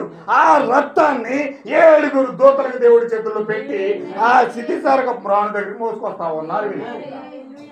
ఇప్పుడు స్థితిసారక మ్రాను ఎప్పుడైతే ఆ రక్తాన్ని పీల్చిందో ఆ కీలు పూయబడిందో దేవుని యొక్క దేవాలయముగా ఆ యొక్క దేవాలయముగా స్థితిసారక మ్రాను మారిపోతుంది. హల్లెలూయా. అందుకని పౌలు గారు అన్నాడు, మీరు దేవుని యొక్క ఆలయమై ఉన్నారని మీరు ఎరుగురా అన్నాడు. దేవుని మహిమ కలుగునుగా. మీరెవరండి? దేవుని యొక్క ఆలయం అంటే దేవుడు ఆత్మ నివసించే ఒక ఆలయమై ఉన్నారు. అంటే దేవుడు మీలో నివసించే యోగ్యమైన పాత్రగా మీరు నివసిస్తున్నారంటే సర్వాన్ని సృష్టించిన సృష్టికర్త, సూర్య చంద్ర నక్షత్రాన్ని చేసిన దేవుడు, ఈ సర్వాన్ని సృష్టించిన దేవుడు, ఆ యొక్క ఎలోహిం, ఆ యొక్క యెహోవా వచ్చి ఎందుకు పనికిరాని దేవుణ్ణే చూడలేనంత భయంకరమైన స్థితిలో పడిన ఒక పనికి మాలిన మనిషి యొక్క జీవితంలో నివసిస్తున్నాడంటే అది ఎంత అదృష్టమైన కార్యం అండి. ఇప్పుడు ఆ స్థితిసారకములో ఎవరో, ఆ స్థితిసారకములో ఎవరో నువ్వు నేను అయ్యమ్మ. ఇప్పుడు ఆ స్థితిసారకములో ఏడిచినట్టు మనం ఏడవాల వద్దా? స్థితిసారకములో పశ్చాత్తాపడినట్టు మనం పశ్చాత్తాపడాలి వద్దా? స్థితిసారకములో ఏడ్చినట్టు తను తాను సమర్పించుకున్నట్టు మనం కూడా సమర్పించుకోవాలా వద్దా? కానీ రోజు జనులు ఏం చేస్తున్నారంటే టేక్ సెట్లా చెప్తున్నారు సమాధానం వాక్యానికి, తుమ్మ సెట్లా చెప్తున్నారు వాక్యానికి. వద్దు రావద్దు, ముళ్ళు గుచ్చేస్తాను జాగ్రత్త అంటున్నారు. హల్లెలూయా. ఆ యొక్క వేప చెట్ల చేదైపోతున్నారు, ఆ తుమ్మ చెట్ల ముళ్ళు గుచ్చేస్తున్నారు, ఆ టేకు చెట్ల బిర్ర బీసిపోయి భయంకర కఠినమైన హృదయాలు అయిపోతున్నాయి. హల్లెలూయా. ఆ మద్ది చెట్ల నల్లగా మారిపోయి చీకట్లోకి వెళ్ళిపోతున్నారు అంతే. మా గురువు సాతాను, మా గురువు వెలుగు సంబంధి, ఆడేం చేస్తున్నాడంటే తానే వెలుగుతో వేషం వేసుకొని నేనే దేవుడిని చెప్పుకుంటున్నాడు. దేవుడు నాకు మహిమ కలుగును గాక. ప్రజలేమో నిజంగా ఈయనేమో వెలుగు, అయ్యి బాబోయ్ అద్భుతాలు జరిగిపోతున్నాయంట, సొసలు జరిగిపోతున్నాయంట, ఆ బెల్లంపల్లి వెళ్ళిపోతే కుంటులు నడిచేస్తున్నారంట, గుడ్డలు చూసేస్తున్నారంట. అయ్యి బాబోయ్ దేవుడు అక్కడే ఉన్నాడు. దేవుడు నాకు మహిమ కలుగును గాక. ఎక్కడ ఏ కార్యం జరిగితే అక్కడ పరిగెత్తేస్తున్నారు ప్రజలంతే.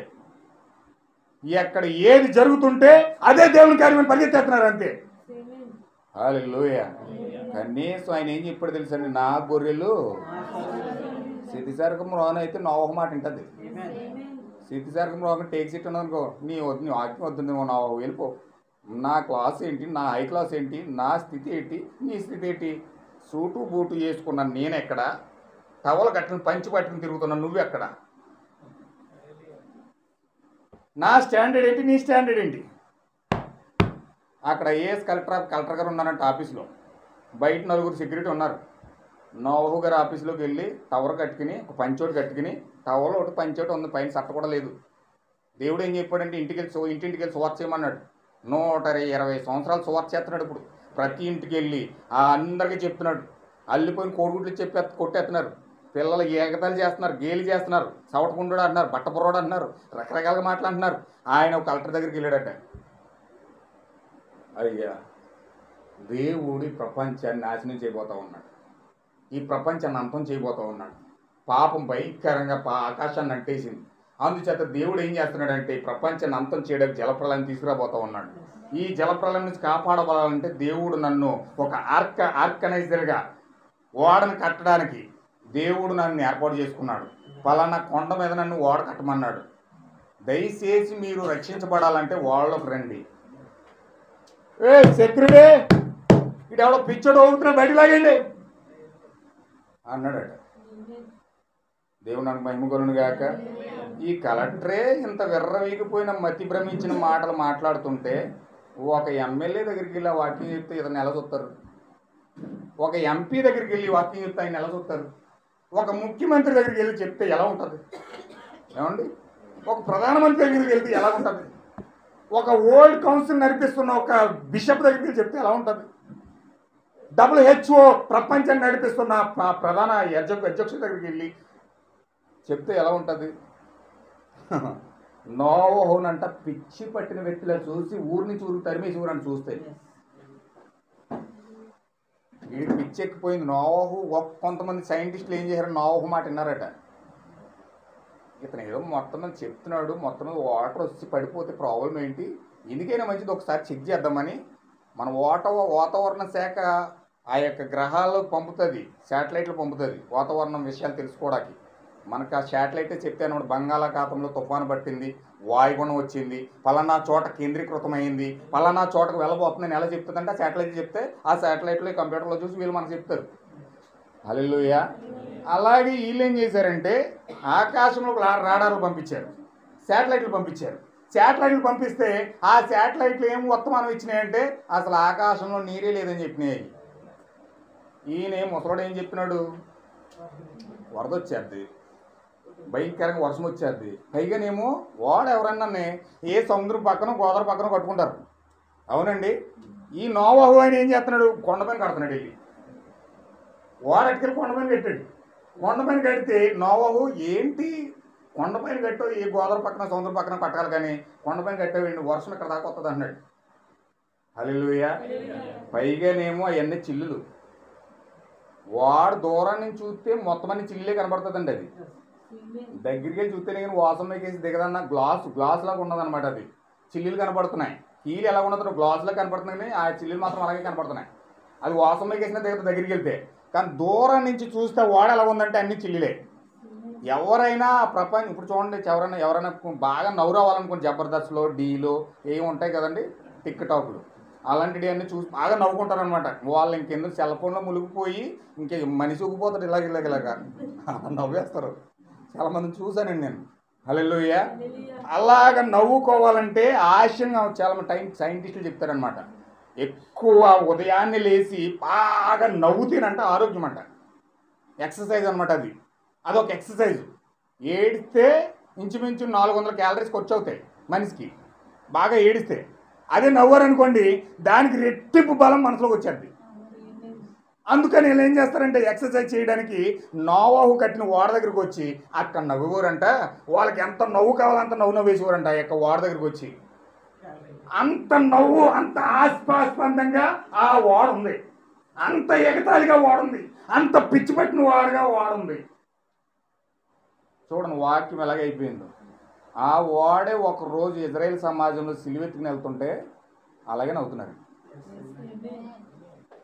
ఆ ఓడ కట్టబడిన ఆ ఓడే అదే ఓడ శరీరంగా మారి ఒకరోజు కల్వరి సిలువనెత్తున యెరూషలేము వీధుల్లో నడుస్తుంటే వాళ్ళు కూడా అలాగే నవ్వారు.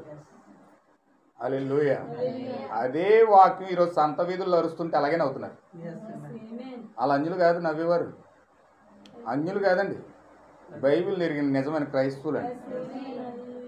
దేవుడు నాకు మహిమ కలుగునుగా. ఎందుకంటే అంత విచిత్రంగా కనపడుతుంది, అంత కొత్తగా కనపడుతుంది, అది అంత వెటకారంగా కనపడుతుంది. అది అరే బ్రహ్మం పేరు బైబిల్లో ఎక్కడ ఉందరా, బెన్హం అంటున్నారు వీళ్ళు. దేవుడు నాకు మహిమ కలుగునుగా. చాలా అపహాస్యం, చాలా భయంకరంగా అపహాస్యం చేస్తూ ఉన్నారు. అయితే ఎనీహేవ్ ఏదో చేసుకున్నామండి, కానీ దేవుని చిత్తం నెరవేర్పడుతుంది. 7 సంఘకాలాల గుండా రక్తము ప్రవహించుకుంటూ 7 ముద్రల గుండా లోపల బయట కూడా వెళ్ళి మనల్ని పరిశుద్ధాత్మ చేత ముద్రించడానికి దేవుడు పరిశుద్ధాత్మ పంపించాడు. ఇప్పుడు ఆ స్థితిసారకపు రానుగా కనుక నీవు ఉంటే ఎవరైనా సరే నోవహు అంట కత్తికి నరికితే దేవుని స్తోత్రం అంటుందండి. ఎవడన్నా వచ్చి నీ ముఖం మీద దవ్వడమ కొట్టేసి బాగున్నావు అన్నారు, నువ్వు ఎలా ఉంటుంది? ఎలా ఉంటుంది అసలు? మీకు మామూలుగా ఉండదు, రివర్స్ నువ్వు 2 దెబ్బలే చేస్తావు. కానీ నోవహు వెళ్ళి అక్కడికి వెళ్ళి దాన్ని నరికేస్తుంటే ఇది అంటుందండి దేవుని స్తోత్రం అంటుందండి. దాన్ని మొక్క నరుకుతుంది దేవుని స్తోత్రం అంటుందంట. దాని యొక్క మొక్క నరుకుతుంది దేవుని స్తోత్రం అంటుందంట. అది ఏ పార్ట్లో పెట్టాలో ఆ పార్ట్లో పెడుతుంటే దేవుని స్తోత్రం అంటుందంట. అంటే పాస్టర్ ఖండించి గద్దించి తన బలహీనతలన్నీ చెప్తూ ఉంటే అది ఇంకా దేవుని స్తోత్రం అని ప్రతిదీ సరి చేసుకుంటుందంట. కొంతమంది గద్దేస్తే మూతిలా పక్కనెట్టేసి చెప్పవలే అలవయ్య అంటారు. నిజమండి, మొక్కలు మాడిపోతాయి ఏదైనా నిజం ముఖం మీద మాట్లాడేసరికి. కానీ ఎప్పుడైతే ఆ యొక్క స్థితిసారక మ్రాను ఆ యొక్క కత్తిచ్చుకుని నరుగుతుంటే దేవునికి స్తోత్రం అంటుందంట. ఎందుకంటే దానికి తెలుసు దేవుడు నన్ను ఎన్నుకున్నాడని, దేవుడు నన్ను ఏర్పాటు చేసుకున్నాడని, దేవుడు నన్ను ఒక ఓడగా చేయబోతున్నాడని, దేవుని పిల్లలందరూ నాలో నివసించబోతూ ఉన్నారని, దేవుని యొక్క సామ్రాజ్యాన్ని రక్షించడానికి, విమోచించడానికి, ఆ జలప్రలయంలో కాపాడడానికి ఒక ఆయుధంగా దేవుడు నన్ను ఎన్నుకున్నాడని ఒక మంచి బలమైన విశ్వాసంతో అది ఉన్నది. దేవుడు నాకు మహిమగలునుగా. ఇప్పుడు దేవుడు అంత పెద్ద ప్రణాళిక స్థితిసారక మ్రానికి ఇస్తే ఇప్పుడు నేను ఒక లేఖనం చదవబోతూ ఉన్నాను, దాన్ని చదివి నేను ముగించేస్తాను. పేతురు పత్రిక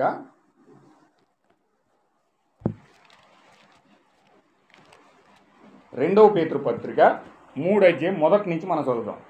ఇది చదివి నేను ముగిస్తాను. చాలా సమయం అయింది, చాలా ఓపికతో మీరు విన్నారు, చాలా వందనాలు. God bless you all. చదవండి 2వ పేతురు 3వ అధ్యాయం 1 నుంచి. ప్రియులారా, పరిశుద్ధ ప్రవక్తల చేత పూర్వమందు పలకబడిన మాటలను ప్రభువైన రక్షకుడు మీ అపోస్తుల ద్వారా ఇచ్చిన ఆజ్ఞలను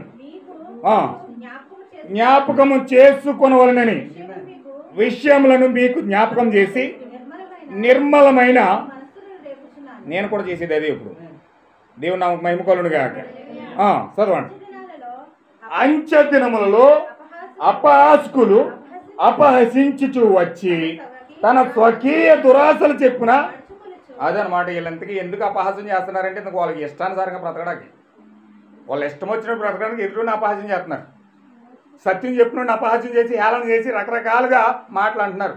ఎందుకు వాడు బతకడో బతికి బతకనడు ఆ టైపు.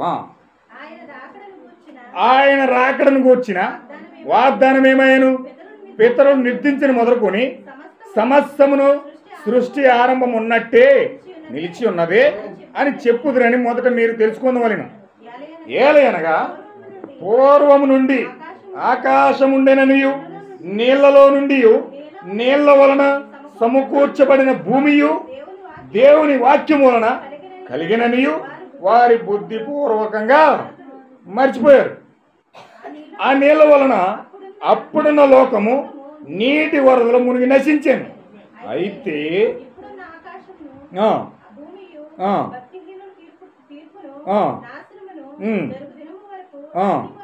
అగ్ని కొరకు నిలువ చేయబడినదే అదే వాక్యము వలన దేవుడు నామముకు మహిమ కలుగును గాక.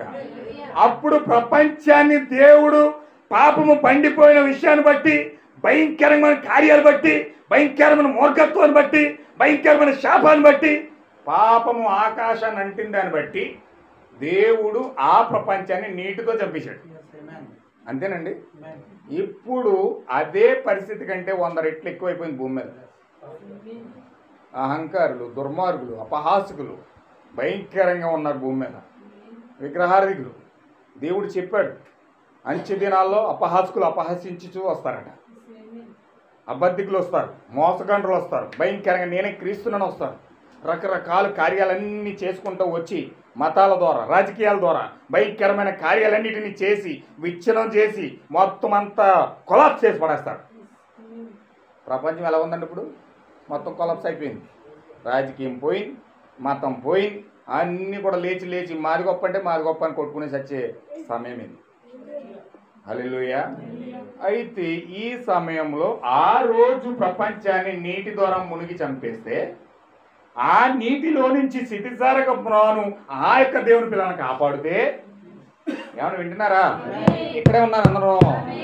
ఆ యొక్క నీటిలో దేవుని పిల్లలను కాపాడిన ఆ స్థితిసారక మ్రాను దేవుడు ఏర్పాటు చేసుకుంటే, ఇప్పుడు దేవుడు ప్రపంచాన్ని అగ్నితో కాల్చిపోతా ఉన్నాడు.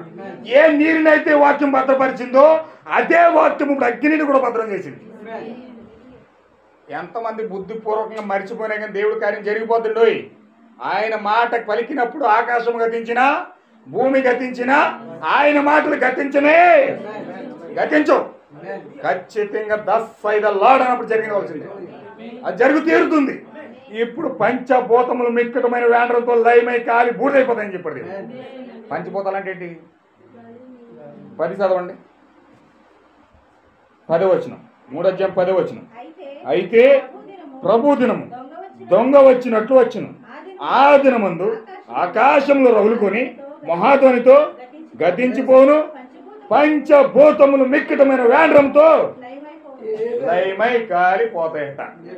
పంచభూతాలు అంటే ఏంటండి? పంచభూతాలు అంటే ఏంటి? గాలి, నీరు, నిప్పు, భూమి, ఆకాశం. ఇప్పుడు ఈ 5 పంచభూతాలు కూడా గాలిపోయి బూడిదైపోతే మనిషి ఎక్కడ ఉంటాడండి? ఇవన్నీ కాలిపోతాయని దేవుడు బైబిల్ గ్రంథంలో చెప్తా ఉంటే ఇంకా మనిషి ఎక్కడ ఉంటాడు? వీళ్ళు బిల్డింగ్లు కట్టేస్తున్నారు, ఆస్తులు సంపాదించేస్తున్నారు. అబ్బబ్బబ్బబ్బో దోచుకుని ఎవరిని ఎలా దోస్తున్నారో తెలియట్లేదు. పాపమో పుణ్యమో మొత్తమే కట్టలు కట్టేసి సంపాదించేసి పెట్టేసుకున్నారు బ్యాంకుల్లో అక్కడ. హల్లెలూయా. అయితే పంచభూతాలు మిక్కటమైన వేండ్రంతో లయమై కాలి బూడిదైపోతాయి అన్నాడు. అసలు మనిషి ఎక్కడ ఉంటాడు? ఇప్పుడు ఈ పంచభూతాలు మిక్కటమైన కాలి బూడిదైపోయే సమయాల్లో వీరిని కాపాడడానికి అగ్ని వచ్చి కాల్చేస్తుంటే వీరిని కాపాడడానికి ఎవరున్నారు? దేవుని కుమార్తెలు కాపాడడానికి ఎవరున్నారు? దేవుని మహిమగలునుగా. ఆ రోజు స్థితిసారక పురాను కాపాడితే దేవుని పిల్లల్ని, ఈ రోజు దేవుని పిల్లల్ని కాపాడే మనుషులు ఎవరు? నా ప్రశ్న అది. ఎంతమందికి అర్థమైంది? ఆ రోజు దేవుడు దేవుని పిల్లల్ని, కుమార్తెని కాపాడడానికి దేవుడు స్థితిసారక పురాన్ని ఏర్పాటు చేసుకున్నాడు. ఎందుకు? పనికిరాని స్థితిసారక పురాణం అది. ఇప్పుడు ఆ రోజు స్థితిసారక పురాణం దేవుడు ఎన్నుకుంటే దేవుని పిల్లల్ని కాపాడడానికి, ఇప్పుడు దేవుని పిల్లల్ని కాపాడడానికి ఎవరిని ఎన్నుకున్నాడు? దేవుని నామం మహిమగలునుగా. ఇది చాలా చిక్కుముడండి. ఇప్పుడు తెంచితే తెల్లారిపోతుంది.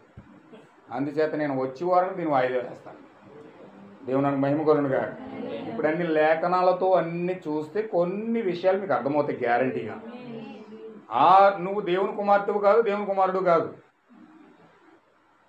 అనుకుంటున్నారా మీరు? దేవుని కుమార్తెలని దేవుని కుమార్తెలు కాదు మీరు. దేవుని కుమార్తెలు అసలైన వాళ్ళు ఇంకొకరు ఉన్నారు. వాళ్ళు ఎవరంటే ఇజ్రాయేల్ దేశం. అది ఇజ్రాయేల్ దేశమే దేవుని కుమార్తెలై ఉన్నారు. ఇప్పుడు వారిని కాపాడడానికి దేవుడు ఎవరిని ఎన్నుకున్నాడు? ఇది నా ప్రశ్న. మనము దేవుని కుమార్తెలం కాదు సుమా. దేవుని కుమార్తెలం కాదు. హల్లెలూయా.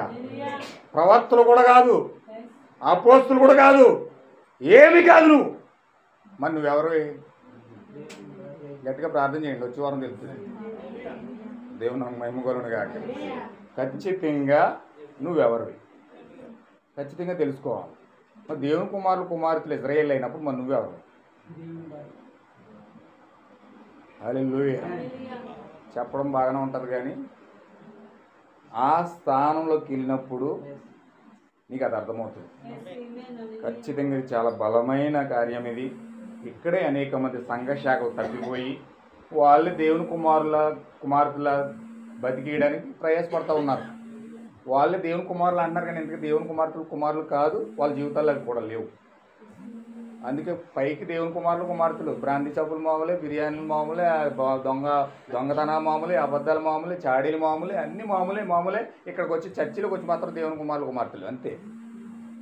టీవీలు మామూలే, సినిమాలు మామూలే, బూతులు మామూలే, కోపాలు మామూలే, అసూయ మామూలే, ద్వేషాలు మామూలే, అన్ని మామూలే. చర్చిలకు వచ్చి మాత్రం మేము దేవుని కుమార్తెలు అంటే దేవుని కుమార్తెలు అనుకుంటే అయిపోతారా? దేవుని మహిమగలునుగా. అంటే ఖచ్చితంగా దేవుని కుమార్తెలు వారు మాత్రమే, ఇజ్రాయేల్ దేశం మాత్రమే. మరి నువ్వెవరు? ఖచ్చితంగా ఆ స్థితిసారకం రాను దేవుని పిల్లల కుమార్తెను కాపాడింది. అంటే ఆ పనికిరాని చెట్టు కుమార్తెని కాపాడే స్థానంలో ఉంది అది. మరి నువ్వు ఏ స్థానంలో ఉన్నావు? ఇక్కడ నువ్వే స్థానంలో ఉన్నావు? అసలు నువ్వెవరివి? దేవుడు చాలా మర్మంగా ఉంచాడు. అందుకే ఆ మర్మం టేక్ చెట్టుకి అర్థం కాదు, తుమ్మ చెట్టుకి అర్థం కాదు, యాప్ చెట్టుకి అర్థం కాదు, మధ్య చెట్టుకి అర్థం కాదు. అందుకే అది జీడియంకి అర్థం కాలేదు, మెథడిస్ట్కి అర్థం కాలేదు, చర్చ్ ఆఫ్ క్రైస్ట్కి అర్థం కాలేదు, హెబ్రోన్కి అర్థం కాలేదు, పెంతెకోస్తుకి అర్థం కాలేదు, దేనికి అర్థం కాలేదు. 2000 సంవత్సరాల తర్వాత 7 సంఘాలు దాటుకొని ఒక స్థితిసారిక పురాణ దగ్గరికి వస్తూ ఉన్నప్పుడు, ఆ ప్రవక్త ఆ వాక్యాన్ని తెరుస్తూ ఉన్నప్పుడు, ఆ జీవము వారికి ప్రత్యక్షమైనప్పుడు దానిని వారు పట్టుకోవడానికి సిద్ధపడి ఉన్నారు. హల్లెలూయా. ఆ మర్మము తెలుసుకునే ఆ యొక్క వధువు భూమి పైన ఉన్నారు. ఆ మర్మాన్ని తెలుసుకున్నప్పుడు, ఆ జీవనాన్ని ఆమె పొందుకున్నప్పుడు, ఆమె పూర్తిగా వాక్యముగా, శరీరంలో శరీరంగా, మాంసంలో మాంసంగా మారి ఆ స్థానంలోకి వెళ్ళిపోతా ఉన్నారు. ఇప్పుడు లోకాన్ని రక్షించేది ఏంటో తెలుసా? దేవుడు నాకు మహిమ కలుగునుగా. లోకాన్ని రక్షించేది ఏది? ఈ అగ్నిలో నుంచి కాపాడేది ఏది? ఎవరు కాపాడతారు? ప్రపంచమే అగ్నిపోతాల్లో కాలిపోతుంది. పంచిపోతాలు మిక్కడమైన వేండ్రంతో లైమై కాలి బూడిదైపోతున్నాయి హైడ్రోజన్ బాంబుల ద్వారా. 2వ ప్రపంచ యుద్ధంలో కేవలం న్యూక్లియర్ నగిసకి బాంబులు మాత్రమే వేశారు. అవి కేవలం జపాన్ దేశాన్ని, జర్మనీ దేశాన్ని కాల్చేసినాయి. అక్కడ పచ్చగడ్డి కూడా మొలదు, మనుషులు కూడా మరుగుజ్జోలుగా పుడతా ఉన్నారు. హల్లెలూయా. ఒక ఆటం బాంబు వేస్తేనే ఒక దేశం అలాగైపోతుంది. ఇప్పుడు హైడ్రోజన్ బాంబు వాడుతున్నారు. హైడ్రోజన్ బాంబు అంటే దేశం ఎగిరిపోద్ది.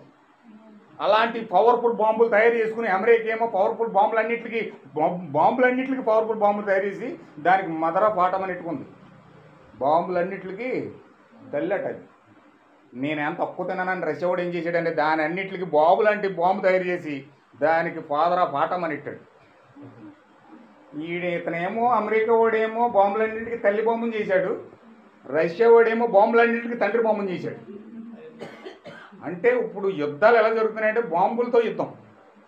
వీళ్ళు బాంబులు మా దగ్గర ఉన్నాయి బాంబులు.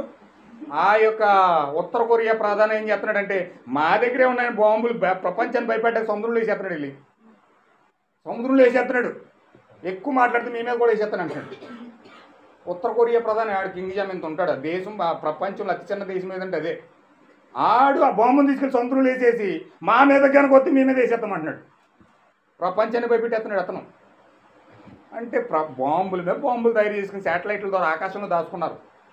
యుద్ధం వస్తుంటే మిలిటరీ గ్యాంగ్లోకి వెళ్ళి బుల్డోజర్ పెట్టుకుని డిషుం అని ఏం కాల్ చేసే అవసరం లేదు. ఇప్పుడు ఆ యొక్క ఆఫీసులోకి వెళ్ళి ఆ బటన్ నొక్కితే అక్కడున్న శాటిలైట్ వెళ్ళి ఆ దేశంలో పడుతుంది. మొన్న ఆమస్ అనేవాడు 5000 ర్యాకెట్లు వేసేసాడు ఇజ్రాయెల్ మీద. ఐరన్ డోమ్ అనేది ఇజ్రాయెల్ దగ్గర లేకపోతే ఈరోజు శ్మశానం అయిపోయింది ఇజ్రాయెల్ దేశం. 5000 ర్యాకెట్లు వేసేసాడు నొక్కేశాడు. హల్లెలూయా. దేవుని నాకు మహిమ కలుగును గాక. ఇప్పుడు యుద్ధం ఎలా జరుగుతుందంటే కేవలం చిచ్చు ఇక్కడ నొక్కితే చాలు. ఆ రష్యావాడు కనుక ఒక చిచ్చు నొక్కాడంటే ఫాదర్ ఆఫ్ ఆటం వదిలాడంటే ప్రపంచం అంతా మొత్తం అగ్ని గంధకాలతో కాలి బూడిదంతా వచ్చేస్తుంది. ఆయన నగీసకి అనే బాంబు వేసినప్పుడు అండి ఆ యొక్క ఇంచుమించు ఒక 1/2 కిలోమీటర్ మేరే గొయ్యి పడి ప్రజలు చచ్చిపోయారండి. కానీ ఆ బూడిదండి పొగ, మేఘం వల్ల మంచు వల్ల నల్లని పొగ 40,000 కిలోమీటర్ల మైలు వెళ్ళి ఆ పొగ పీల్చిన వాళ్ళు అందరూ చచ్చిపోయారండి. అంటే ఆ పొగ 40,000 మైళ్ళు దూరం వెళ్ళిపోయింది. ఒక 1/2 కిలోమీటర్ మేర మాత్రమే బాంబు పేలింది. 40 కిలోమీటర్ల మేర మైళ్ళు లెక్క పొగ ఆవరించేసి ఆ పొగ పీల్చి చచ్చిపోయారు. అంటే ఒక ఆటం బాంబు పవరే అలా ఉంటే మరి హైడ్రోజన్ బాంబు 10th క్లాస్ అలా చదువు ఉంటారు మీరు. న్యూక్లియర్ బాంబు అని ఉంటుంది. న్యూక్లియర్ బాంబు అంటే ఏంటంటే అది హైడ్రోజన్ ప్లస్ ఆక్సిజన్ అనమాట. హైడ్రోజన్ ప్లస్ ఆక్సిజన్ అంటే వాటరు, ఆక్సిజన్ గాలి, వాటరు, ఆవిరి. వాటర్ను వేడి చేస్తే చూడండి ఎప్పుడైతే అది ఆవిరిగా మారిపోద్ది. కుక్కర్లో పెట్టి కాలితే అది అలాగా బాంబు కింద మారిపోద్ది. అది అంటే హైడ్రోజన్ బాంబు ఏంటంటే నీరునే బాంబు కింద చేశారు.